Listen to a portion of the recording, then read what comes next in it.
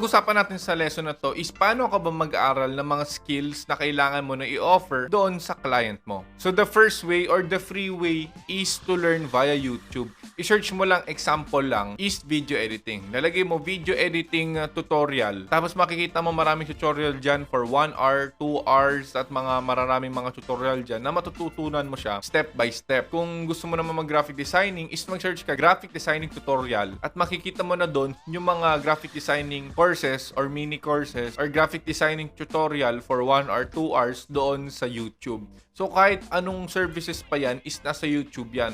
Marami kang matutunan talaga sa YouTube for free. Mag-search ka lang. Hindi porket pinost sa YouTube is low quality. Ako na nag-aaral ako ng graphic designing, nag-aaral ako ng Facebook ads at ng video editing. Lahat ng mga pinag-aralan ko is galing talaga sa YouTube. Tsaka na lang ako bumili ng courses nung may pera na ako dahil meron na akong budget nun para malaman ko yung mga secret sauce na mga bawat services na ino-offer ko. So the second way naman to learn your service is via freebies. Kapag ikaw isang Plus member or yung binayaran mo is 5,987, is magkakaroon ka ng access na freebies, mga online courses worth 3 million pesos, mga ebooks, apps, softwares, at mga online courses na pwede mong i-access ASAP. Kapag wala ka pang access, message the MSB page at yung admin na lang ang bahala sa'yo. At kung nagkaroon ka na ng access dun sa freebies, is pwede kang mag-aral ng video editing, graphic designing, Facebook ads, programming, website designing, at napakadami pang iba. At yung mga courses na yun, binili ko 50,000 each to 100,000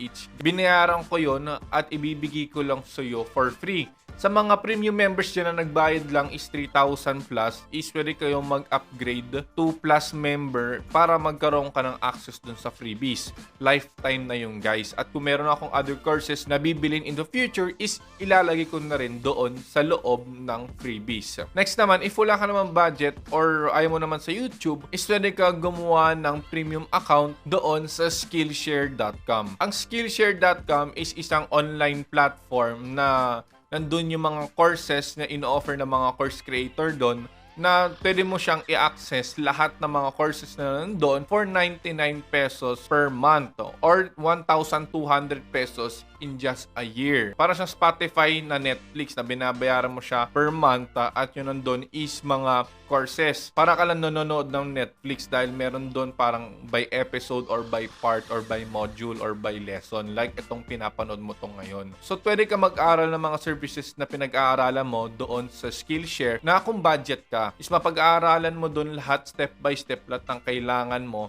Pero syempre, mas quality pa rin yun na sa loob ng freebies dahil binayaran ko yun na mas mahal. Syempre, mas mahal is mas marami kang knowledge and skills at yung mga secret sauce na kailangan mong malaman, ma-access mo yun sa freebies. So, ayun yung tatlong ways kung paano ka mag-aral ng skills mo is via YouTube, via freebies, at via Skillshare. At syempre, kapag napag-aralan mo ng service na kailangan mong pag-aralan, ang pag-uusapan naman natin sa next lesson is yung ways to offer your service to clients. So, see you on the next lesson.